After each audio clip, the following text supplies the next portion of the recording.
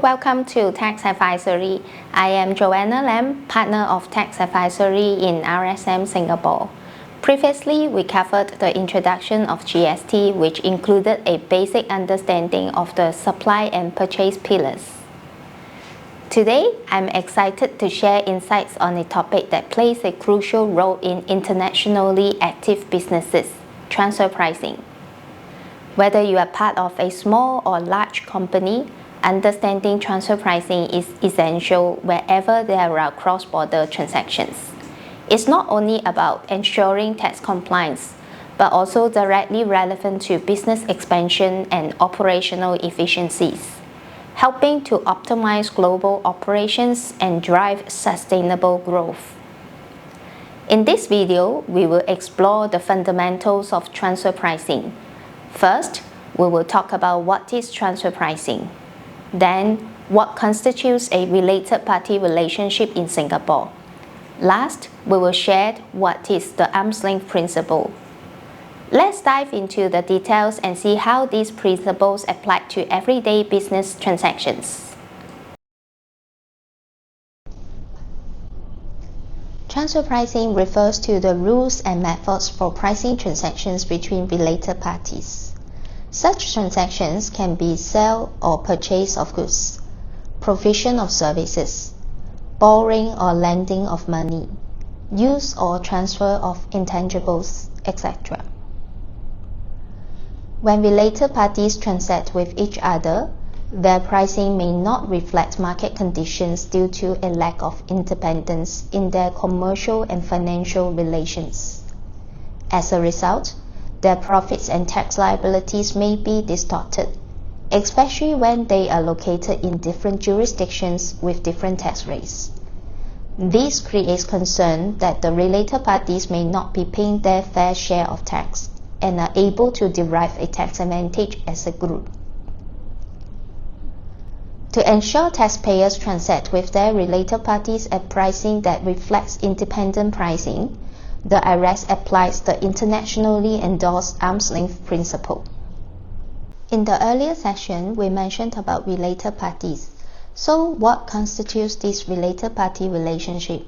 Two parties are related if either party controls the other, or they are under the common control of another party, whether directly or indirectly. Please note that related parties also include branches and head offices. For example, when one company holds a majority of shares in another, it gains the ability to control key decisions and operations, making the two companies related. In a more complex scenario, Company A controls Company B, and Company B holds a significant stake in Company C, creating a three-layer ownership structure. Since these companies are linked through ownership and control, they are also considered related parties. Additionally, two separate groups of companies may operate independently but still be considered related if they are ultimately owned by the same individual.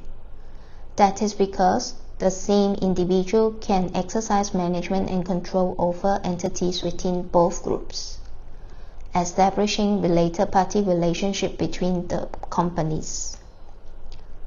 Further to the above, where the companies are under the same management and control, their pricing may not reflect market conditions due to a lack of independence in their commercial and financial relations. Therefore, most tax authorities adopt the arm's length principle. Applying the arm's length principle would result in related and independent party transactions being treated equally for tax purposes. At the heart of transfer pricing is the concept of the arm's length principle. So, what is the arm's length principle? Simply put, the arm's length principle requires that transfer prices in transactions between related parties are equivalent to those that would have charged between unrelated parties under similar comparable circumstances. In other words, the pricing should reflect what independent businesses would charge in similar conditions. The principle is applied for fair tax practices. It ensures that profits are taxed where the real economic activities generating the profits are performed and where value is created, not manipulated through pricing between related parties. In contrast, if two related parties derive profits at levels above or below than what should be in the open market, solely because of their related relationship, the transaction will be regarded as not complying with the arm's length principle. In such cases, IRS would impose TP adjustment to adjust prices back to market price.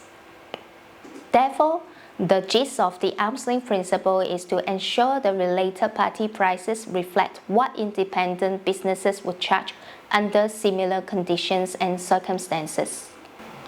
In conclusion, transfer pricing is not an exact science. Establishing and demonstrating compliance with the arm's length principle requires the exercise of judgment. Hence, a pragmatic approach would be adopted in ascertaining arm's length pricing for related party transactions. We hope this overview of transfer pricing, which we have covered earlier, what is transfer pricing, what constitutes the related party relationship, and the gist of arm's length principle has been helpful. At Tax Advisory, we are here to simplify tax matters and help your businesses thrive in Singapore. Stay tuned for our next series, where we will cover what documents are required and how to compile the information to demonstrate the related party transactions are in compliance with the arm's length principle. If you find this video helpful, don't forget to like, share, and subscribe for more insights. Thank you for watching, and we look forward to seeing you in the next video.